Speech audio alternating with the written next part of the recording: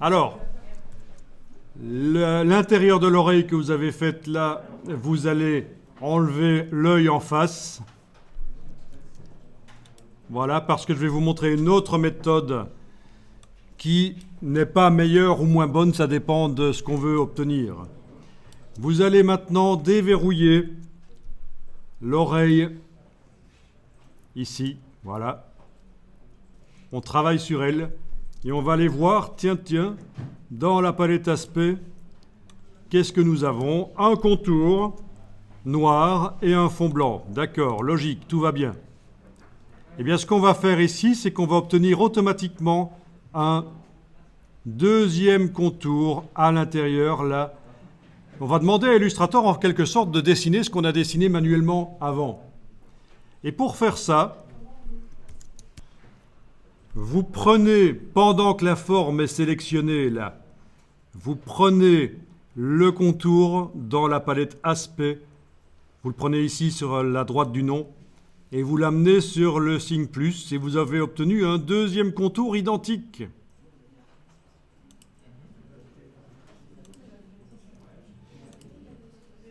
Sur un des deux contours, par exemple celui d'en bas, vous allez mettre un effet de décalage.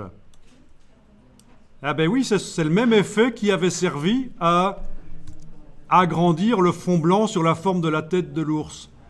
Donc, on va dans le menu Effet, Tracé, Décalage.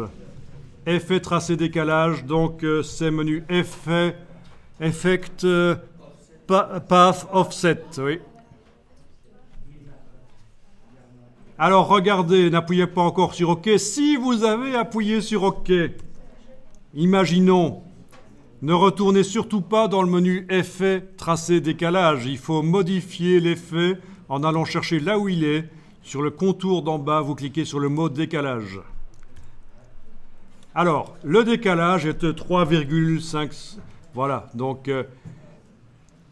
et on voit qu'en effet, par rapport à la forme vectorielle qui fait la forme de l'oreille là de l'ours, il y a un deuxième tracé qui va là-bas. Mais moi, je voudrais qu'il aille à l'intérieur. Donc, qu'est-ce qu'on va faire? Exactement. Un moins devant. Touche tabulation sur le clavier. La touche qui est à gauche de la touche A sur le clavier AZERTY. Et voilà. Elle est là. Alors, on peut aussi faire autre chose. Moins 2. Touche tabulation. Voilà. OK. On peut aussi réduire l'épaisseur de ce contour. Ça va se faire ici. Voilà. Enfin, vous voyez le principe, c'est assez génial ça.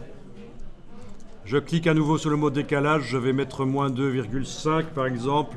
Touche tabulation, OK. Et alors, ce qui est intéressant avec cette technique, c'est que si je vais travailler au crayon la forme, ça va suivre. Je travaille les deux contours d'un coup, donc j'active le crayon, je vais aller modifier la forme ici, je commence là, voilà. Je lui donne une forme complètement différente. Voilà, ça marche.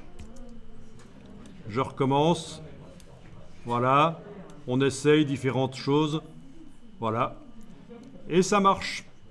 Qu'est-ce que ça donne dans la vraie vie?